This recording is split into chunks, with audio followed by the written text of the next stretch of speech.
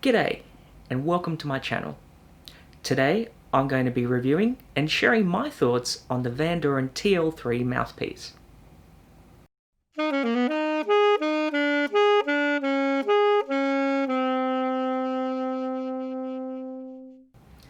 Vandoren company has been around for quite some time, and they are renowned amongst the clarinet and saxophone community for producing quality and innovative products.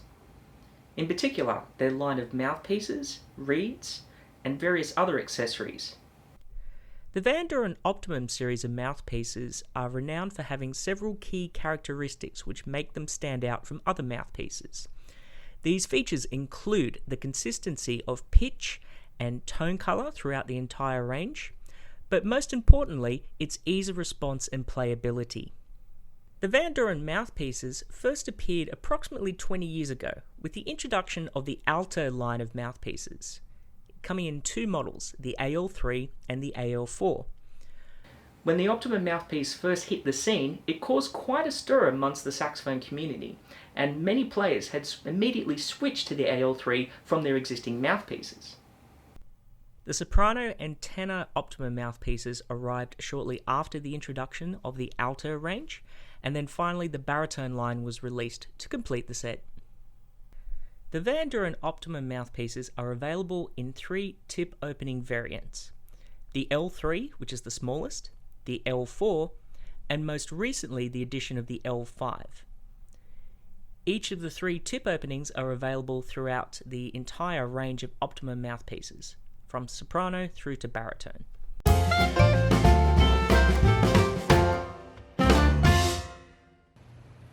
Okay, so here are the tech specs for the TL3. Obviously this mouthpiece is an ebonite mouthpiece. The tip opening is measuring in at 176 in 1/100 millimeters, or for those of you in inches, approximately 0.069. It's considered to be a medium closed tip opening, which is quite small, and it also has a medium short facing length. Another feature of the TL3, like other Vandoren mouthpieces, is the cylindrical chamber on the inside. It's recommended that this mouthpiece be used in conjunction with reeds sized anywhere between 2.5 and 3.5, depending on your flavor. Just looking at the mouthpiece from a visual perspective, it's quite a streamlined mouthpiece and quite skinny. One of the issues that I had trying to play test this mouthpiece initially was finding a ligature that would fit. So my regular ligature, which is a Silverstein Cryo 4, is too big for this mouthpiece. So I had to find something a little bit smaller that would fit this mouthpiece. But don't worry, there are plenty of ligature options out there that would fit this mouthpiece, including some by Vandoren, of course. Another interesting feature is the beak. Now, like other Vandoren mouthpieces I've tried, it's quite a skinny beak. So in comparison to my S80 that I normally use, which I'll do a side-by-side comparison, you can see that the beak thickness on the S80 is noticeably thicker than the one on the TL3. And just for a bit of a comparison, I've just got the Vandoren TL3 here, alongside with the Vandoren T20, just to show you the visual difference between the two. So first thing you'd notice is obviously the scroll shank at the bottom here. Obviously you can see that this one's sort of a nice smooth gradual taper to the bottom, where here it's sort of a little bit more of a sudden decline into a smaller circle ending there. There are a few other differences, of course, between the two, but I'll get into the T20 another time. Okay, enough jargon.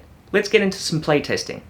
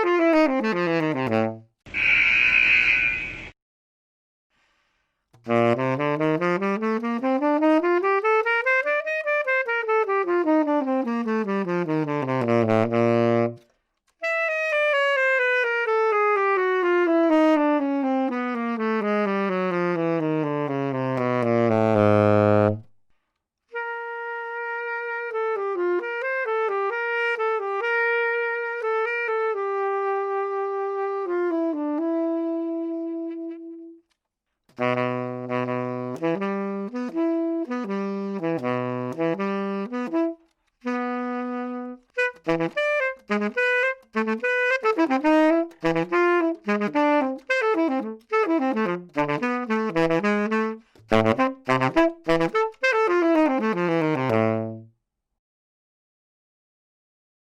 here are my thoughts on the Vandoren TL3. Generally, I was quite impressed with the response and ease of playability of this mouthpiece.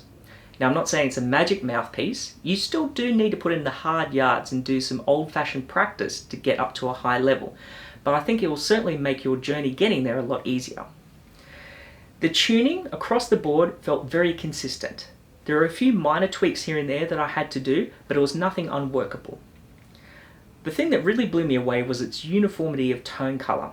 Normally on the tenor saxophone, the palm keys can be quite shrill, and the bottom notes can be, for lack of a better word, honky. But on this mouthpiece, I didn't feel like that was an issue. The articulation was another impressive feature. I found there was little resistance, and I was able to get a nice, crisp, light articulation without too much effort. Now, there's a couple of issues with the TL3 that I found. Firstly, its inability to project. Now, if I was using the TL3 in a wind band setting, that'd be fine. I'd be able to blend with the other instruments and not stick out. But as soon as I had a featured part, or if I was playing a solo, I would find that I'd have to work really hard to get my sound to cut across other instruments. The other downside for me on this mouthpiece was that even though it produced a nice, warm, even and consistent sound throughout the entire range, I did feel like that's all it could do. So for me, I like a bit of versatility in what I could do with my sound, and I just felt like I couldn't really get anything but that one gear out of this mouthpiece. So if you're looking for a mouthpiece that's a bit more versatile, this probably wouldn't be the one for you. The TL3 may not be everyone's cup of tea, but I would say it's a most suitable mouthpiece for student tenor saxophone players. For beginner students, they often have difficulty producing a good sound across the range, and when they progress a bit further and venture into the lower end of the instrument, they often have difficulty just getting those notes out. This mouthpiece will certainly make the job a little bit easier. Of course, you still need to put in the hard yards and put in some good old-fashioned practice to get there, but it certainly will help. For an intermediate student, it certainly makes intonation articulation a lot easier. Again, it's not a magic pill, so you will still have to put in the hard yards. And also that uniformity of tone color is something that's a really great asset for an intermediate to advanced player, particularly if they're going to be venturing and playing out in a wind band. You often get conductors telling the saxophones to calm down in volume, but this mouthpiece will ensure that you'll be able to blend seamlessly with all the other instruments, including the flutes. This mouthpiece would also be suitable for, say, someone who's predominantly an alto player who may occasionally play tenor saxophone. So say you might get called up to do bolero once in a blue moon. It's what I like to call a pick up and play mouthpiece. Now, you still need to spend some time on it to get used to it, its nuances, its responses, but after sort of doing some groundwork like that, I feel like it's a good mouthpiece that you can jump to after some time away and still be able to generate at least an okay sound. It would also make a good choice for someone looking for a mouthpiece to help them blend a little bit better in a wind band setting. The consistency of tone and pitch throughout would make it a very, very easy job for someone to blend within the section and not get noticed too much. For all you doublers out there who do shows, musicals, you might think the TL3 could be a good choice for you. It certainly has a lot of good attributes, its response, playability, tuning, and nice round, consistent sound. But do take into consideration some of the things I have discussed. The projection for one. If you have a featured moment and you need to get your sound across from out of the pit into the audience, you will have to work extremely hard to get that sound to project. So think about that. The other consideration is that even though it has a nice warm core sound, I feel like that's all it can do. It's not a very versatile mouthpiece. So if you're looking to play something like Grease, where you need a raunchy rock and roll sound, this mouthpiece is probably not for you.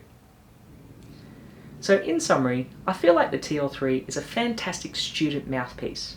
It sets them up with a good, solid foundation on the instrument. But it is a stepping stone mouthpiece, so if you're a more advanced student or player, I'd consider some other options. So folks, that's it for today. If you enjoyed my review and want to see more reviews, please be sure to subscribe to my channel by clicking the button below. Until then, see you later.